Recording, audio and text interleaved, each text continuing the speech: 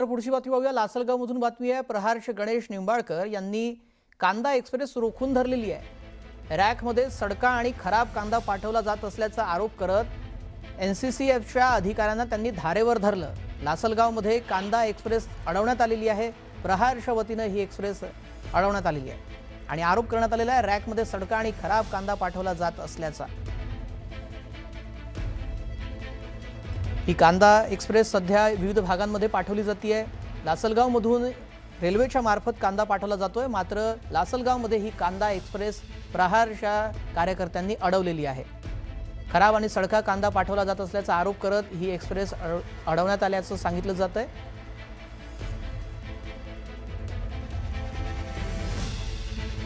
या दृश्यांमध्ये आपण पाहू शकतो, ज्यावेळेला ही रेल्वे एक्सप्रेस अडवली त्यावेळेला काही काळ इथे तणावाचं वातावरण निर्माण झाल्याचं दिसतंय। अधिकाऱ्यांसोबत प्रहारच्या कार्यकर्त्यांची बाचाबाची झाल्याचंही दिसतंय। गणेश निंबाळकर यांनी ही एक्सप्रेस रोखून धरल्याची माहिती आहे, कारण सडका आणि खराब कांदा पाठवला जात होता, त्यामुळे ही रोखवल्याची माहिती सध्या मिळतेय। याबाबत अधिक अपडेट जाणून घेऊयात आमचे प्रतिनिधी बब्बू शेख यांच्याकडून। बब्बू, सध्या एक अपडेट समोर आलेली आहे की ही एक्सप्रेस अडवण्यात आलेली आहे। काय नेमकं कारण होतं आणि सध्या तिथली काय परिस्थिती आहे?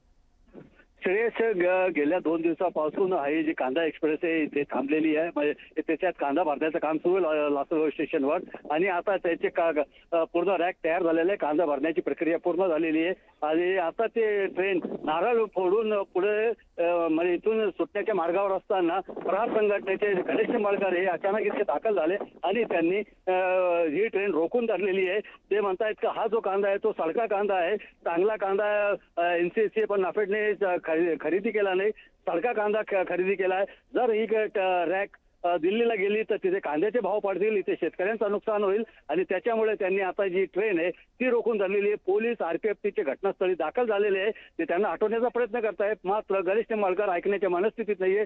मी या त्यांनी पटरीवर झोपून इंजिन समोर बसलेले आहे आणि जोपर्यंत हा कांदा इथे खाली होत नाही आणि दुसरा चांगला कांदा याच्यात भरला जाते तोपर्यंत मी ही गाडी जाऊ देणार नाही, अशी भूमिका त्यांनी घेतल्यामुळे सध्या तरी ही जी कांदा एक्सप्रेस आहे ती लासलगाव स्टेशनवर रोखून धरण्यात आलेली आहे। नक्कीच किती वेळ झालेला आहे हा संपूर्ण गोंधळ सुरू असल्यापासून, आणि सध्या अधिकाऱ्यांचं काय म्हणणं आहे, त्यांची समजूत कशा प्रकारे काढली जाते? जवळपास अर्ध्या तासापेक्षा जास्त इथे हा गोंधळ सुरू आहे आणि पोलीस त्यांना हटवण्याचा प्रयत्न करताय, त्यांची समजूत काढण्याचा प्रयत्न करताय, मात्र ते गणेश निंबाळकर जे आहे ते मी हटणार नाही। पोलीस त्यांना आता पकडून नेण्याचा प्रयत्न करते, मात्र ते म्हणतात जर कोणी हात लावला, जर मला कोणी काय केलं तर मी माझ्या जीवाचा बरा वाईट करून घेईल। त्याच्यामुळे जी परिस्थिती आहे ती आता सध्या तरी तणावपूर्ण आहे आणि कांदा एक्सप्रेस जी आहे ती आहे इथेच लासलगाव स्टेशनवर अर्ध्या तासापासून थांबलेली आहे। नक्कीच या संदर्भातले अपडेट्स घेत असतो। तुर्तास धन्यवाद बब्बू, आपण दिलेल्या सविस्तर माहितीसाठी। लासलगाव मधली आपण ही सध्या तणावाची दृश्य पाहतोय। एनसीसीएफच्या अधिकाऱ्यांना धारेवर धरत प्रहारच्या गणेश निंबाळकर यांनी इथे ही एक्सप्रेस अडवलेली आहे, कारण त्यांचा आरोप आहे की सडका कांदा पाठवला जात होता। याबाबत आपण अधिक माहिती जाणून घेऊयात आणि याबाबत आपण माहिती जाणून घेतली आणि चर्चा करण्यासोबत शेतकरी नेते अजित नवले आपल्यासोबत आहेत, त्यांच्याशी बोलूयात। अजितजी, इथे ही एक्सप्रेस पाठवली जात होती, मात्र यात सडका कांदा असल्याचा आरोप करण्यात आलेला आहे प्रहारच्या वतीनं आणि त्यांनी ही एक्सप्रेस अडवलेली आहे। आपलं काय म्हणणं आहे यावर? मुळात अशा प्रकारे जितकी तत्परता कांद्याचे भाव वाढल्यानंतर सरकार दाखवतं, तितकी तत्परता कांद्याचे भाव पडल्यानंतर शेतकऱ्यांना जो त्रास होतो त्यावेळी का दाखवत नाही, हा आमचा त्याच्यामध्ये प्रश्न आहे। आता ज्या क्वालिटीचा कांदा तिकडे पाठवला जातो आहे त्याच्यातून नक्की सरकारला साध्य काय करायचं आहे, कारण साठवण क्षमता बिलकुल विकसित न करण्यामुळे विकत घेतलेला कांदा तो टिकत नाहीये आणि त्याची पूर्णपणाने वाट लागते।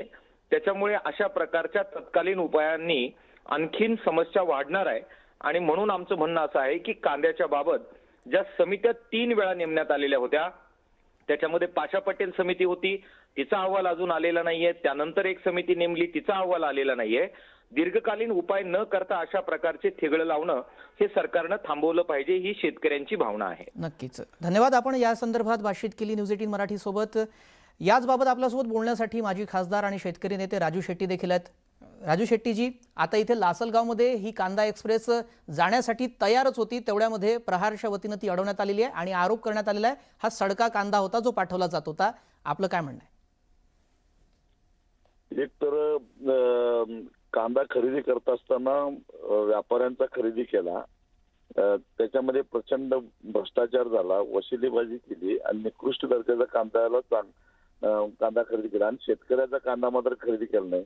आमची सातत्यानं मागणी राहिलेली होती की नाफेडनं थेट शेतकऱ्यांच्याकडनं खरेदी करावं, परंतु दलाल आणि मध्यस्थाशिवाय नाफेडनं खरेदी केलं नाही आणि त्यांनी जे करायचं तेच केलं. सरकारच्या तिजोरीतले पैसे उडवले आणि मग तो जो खरेदी करून ठेवलेला कांदा, शेतकऱ्याचा चांगला कांदा ज्यावेळी कवडीमोल किमतीनं विकला जात होता, त्यावेळी या लोकांनी कांदा खरेदीमध्ये मोठा भ्रष्टाचार केला आणि आता असा हा सडका आणि किडका कांदा आताही दिल्लीला पाठवतात.